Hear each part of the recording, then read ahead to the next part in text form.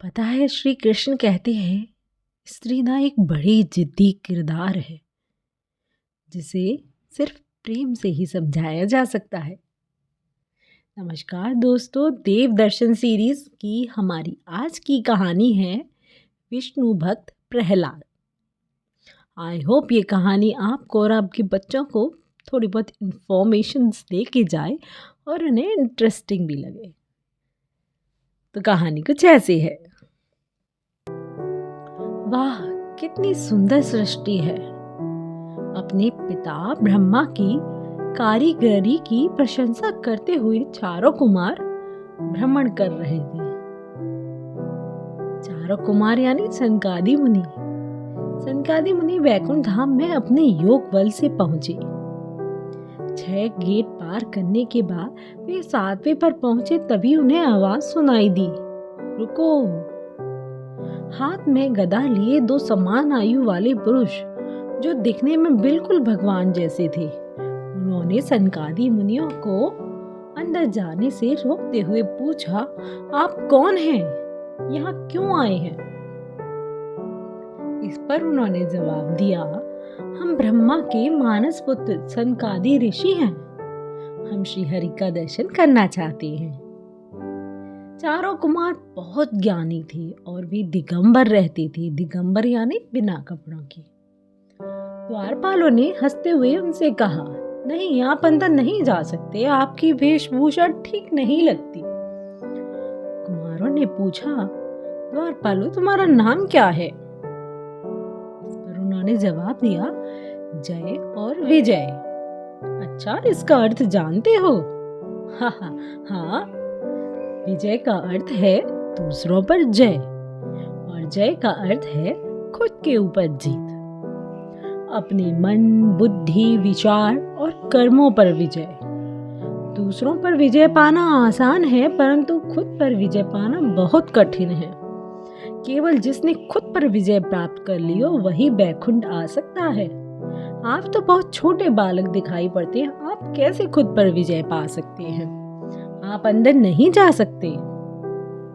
इस पर चारों कुमार बोले, हम ब्रह्मा के मानस पुत्र हैं। हमारा शरीर छोटा दिखाई देता है, पर है हम आयु में बहुत बड़े। हमें प्रभु के दर्शन करने हैं। द्वारपालों ने फिर भी रोकते हुए कहा, अभी प्रभु विश्राम कर रहे हैं, आप चले जाइए। इस पर सनकादि मुनि बहुत क्रोधित हुए और बोले, तुम भगवान के पार्षद हो, फिर भी तुम्हारी कितनी मंद बुद्धि है। अतएव अब तुम्हारे कल्याण के लिए हम तुम्हें शाप देते हैं। तुम्हें अपना यह पद, जिसका तुम्हें बड़ा घमंड है, यह तुम्हें छोड़ना पड़े और पृथ्वी पर पापमय योनियों में तुम्हें जन्म लेना पड़े। तुमने हमें श्री हरि से मिलने से रोका, अब तुम्हें भी उनसे दूर जाना पड़ेगा। सनकादि के ये कठोर वचन सुनकर जय और विजय ऋषियों के चरणों पर गिर गए और बोले, हे ऋषि, हमसे भूल हुई है, फिर भी आप हमारे प्रभु हैं, हमें उनसे दूर ना करें, या फिर कोई ऐसा उपाय करें जिससे शीघ्र ही हम श्री हरि विष्णु के पास वापस आ जाएं। तब उन कृपालु महात्माओं ने कहा, अच्छा ठीक है, 3 जन्मों में इस शाप को भोग कर वापस बैकुंठ आ जाना और तुम्हारा उद्धार हर जन्म में स्वयं भगवान विष्णु के द्वारा ही होगा। वे ही दोनों जय और विजय दिति के पुत्र हुए। दिति के पुत्र हिरण्याकश्यपु और हिरण्याक्ष, दैत्य और दानव के समाज में सर्वश्रेष्ठ। विष्णु भगवान ने पृथ्वी का उद्धार करते समय हिरण्याक्ष को वाराह अवतार ग्रहण करके मारा था। हिरण्याकश्यप ने अपने भाई की मृत्यु का बदला लेने के लिए ठान रखी थी। उसने ब्रह्मदेव की हजारों वर्षों तक तपस्या की। ब्रह्मा जी उसकी घोर तपस्या से प्रसन्न हुए और उसके पास पहुंचे और बोले, हिरण्याकश्यप, मैं तुम्हारी तपस्या से प्रसन्न हूँ, तुम्हें क्या वरदान चाहिए? हिरण्याकश्यप शांत हो गया और बहुत सोच विचार कर वरदान के लिए शब्द चुनने लगा। हे ब्रह्मदेव, मुझे वरदान दें। कि आपकी बनाई हुई किसी भी प्राणी से, चाहे वो मनुष्य हो या पशु, प्राणी या अप्राणी, देवता या दैत्य अथवा नाग आदि, किसी से भी मेरी मृत्यु ना हो। भीतर बाहर, न दिन में न रात में, न अस्त्र से न शस्त्र से, न पृथ्वी न आकाश में, कहीं भी मेरी मृत्यु ना हो। किसी भी युद्ध में कोई मेरा सामना कर ही ना सके। ब्रह्मा जी तथास्तु कहकर चले गए। वरदान मिलने से हिरण्यकश्यपु एक मतवाले हाथी के समान हो गया। घमंड में चूर होकर चारों तरफ अत्याचार करने लगा, यहाँ तक कि इंद्र से भी स्वर्ग का राज छीन लिया। वह भगवान विष्णु से बहुत द्वेष रखता था। जो भी उनका नाम लेता, कीर्तन करता या यज्ञ हवन करता, उन्हें मार डालता। हिरण्यकश्यपु का एक पुत्र हुआ, प्रहलाद। प्रहलाद की भगवान विष्णु में अनन्य भक्ति थी। वो कैसे? वो तो दैत्य पुत्र था। एक बार जब हिरण्यकश्यपु तपस्या के लिए पर्वत पर गया, तब पीछे से देवताओं ने उसकी पत्नी को और उसके बच्चे को पकड़ने के लिए सोचा। तभी वहां नारद जी आ गए और उन्होंने देवताओं से उन्हें छोड़ने को कहा। नारद जी ने हिरण्यकश्यपु की पत्नी और बच्चे को अपने आश्रम ले गए और उसको अपने बेटे की तरह पाला। प्रहलाद को भगवान भक्ति का उपदेश दिया, जिससे वह बालक भगवान का सबसे प्रिय भक्त बन गया। जब हिरण्यकश्यपु को इस बात का पता लगा तो उसने प्रहलाद को शुक्राचार्य जी के आश्रम भेजा, जिससे वह दैत्यों की शिक्षा ग्रहण कर सके। परंतु प्रहलाद के हृदय में तो भगवान विष्णु विराजमान थे, तो वह आश्रम में सभी बच्चों को भगवान की लीला कथाएं सुनाता, जिसके कारण उसे आश्रम से निकाल दिया गया। हिरण्यकश्यपु ने जब बालक के मुंह से श्री विष्णु का नाम सुना तो वह बहुत क्रोधित हुआ और बोला, ले जाओ इसे, मार डालो इसे, यहाँ से ले जाओ, मार डालो। परंतु वह बालक बिल्कुल भी नहीं डरा और ओम नमो भगवते वासुदेवाय, ओम नमो भगवते वासुदेवाय यह जाप करने लगा। उन्होंने उसे हाथी से कुचलवाया, तो कभी सांप से कटवाया और तो और चट्टान से नीचे भी ढकेल दिया। परंतु प्रहलाद बिल्कुल भी न डरे। भगवान विष्णु की मानो अदृश्य हथेलियों पर उतर रहे हों वो। उन्हें भगवान ने एक शील्ड की तरह बचा रखा था। मारने की हर संभव कोशिश की गई, पर प्रहलाद पर तो ईश्वर की कृपा थी। जहर भी उसका कुछ न बिगाड़ पाया। भगवान विष्णु उसकी ढाल बने रहते और प्रहलाद भी विष्णु का नाम ही जपता रहता।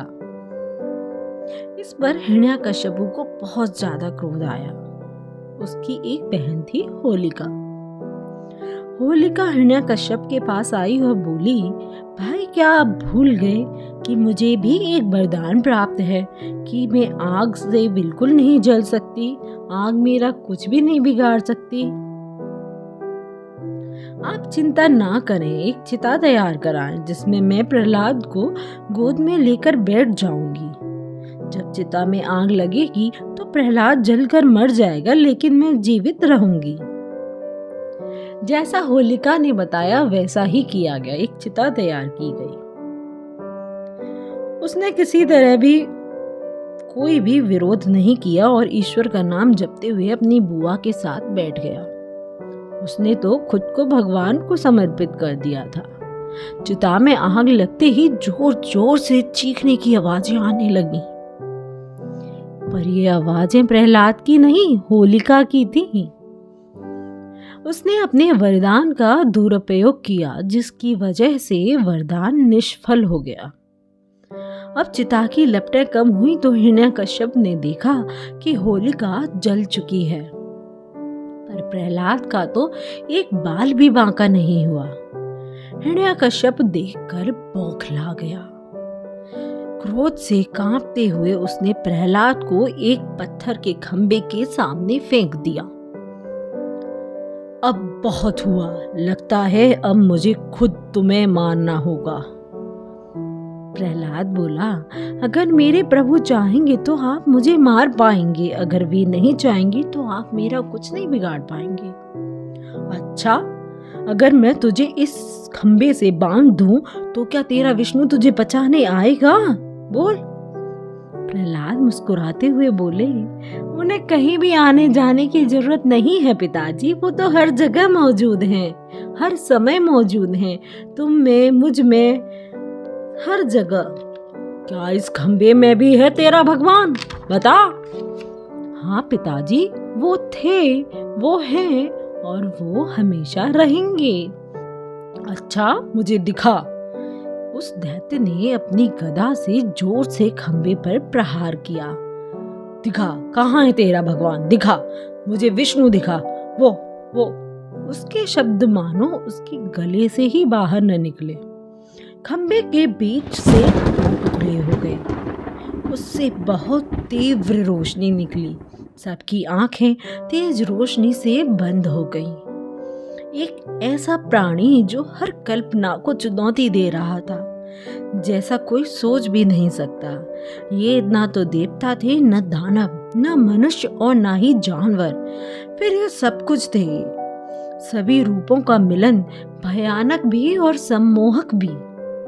नरसिंह, इस रूप का नाम था नरसिंह।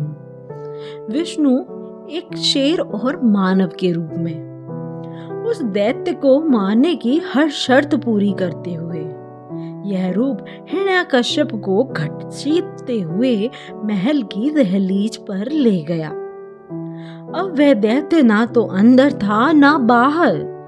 गोधूली बेला थी तो ना दिन थी ना रात। नरसिंह ने उसे अपनी जंघा पर रखा तो न धरती थी, न आकाश और ना ही पानी। नरसिंह भगवान ने जोर से गर्जना की और उसे अपने बड़े बड़े नाखूनों से चीर दिया, ना अस्त्र से ना शस्त्र से। जैसे ही हिरण्यकश्यप मारा गया, आकाश से फूलों की वर्षा होने लगी, ढोल नगाड़े बजने लगे। नरसिंह भगवान ने प्रहलाद को गोद में बिठाकर बहुत दुलार किया, बहुत प्यार किया और सभी देवों ने विष्णु भगवान के इस रूप की बहुत आराधना की। आपको कहानी पसंद आती है तो please like and subscribe my channel and don't forget to share with your family and friends. Bye bye.